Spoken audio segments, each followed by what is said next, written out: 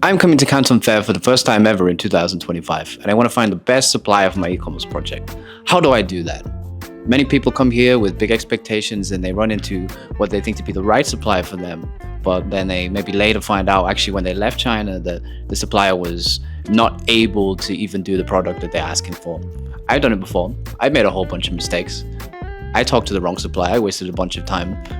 So, without further ado, here are some of my top tips for minimizing the risk of finding the wrong supplier this year in 2025. So, tip number one is to go with a focus. Do not wander around aimlessly at Canton Fair. Remember, there's thousands, if not 10,000s of suppliers there, 99% of which are not going to be relevant to you. So I would encourage beforehand, you actually make contact online, you do your research, and you come up with a list of 5 or 10 suppliers which you think that you will want to talk to on the day or the few days that you actually spend there. Remember, if someone comes up to you, you don't have to talk to them. They're probably not relevant to you. And you can say no and move on. Now, it is going to be quite fun the first time you do that, but regardless, you need to remember your purpose. Why are you there? But if you want to wander around aimlessly and take a look around, I would say allocate maximum an hour or two to that. Otherwise, you're going to easily waste a whole day talking to random suppliers for products that you're never going to sell. But I mean, you might actually find your next great idea, but chances are more than likely you will not. If this is your first e-commerce product or not, regardless, I think you need to have $10,000 that you need to be willing to risk to spend. Probably you're not going to meet the MOQ, or the factory's not going to take your product entirely seriously unless you're willing to spend some money.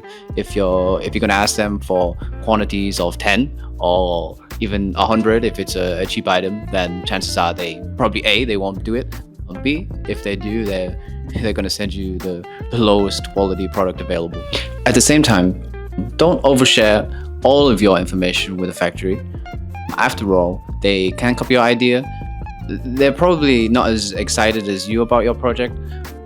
But regardless, if your real order quantity is quite low, definitely do not let the cat out of the bag.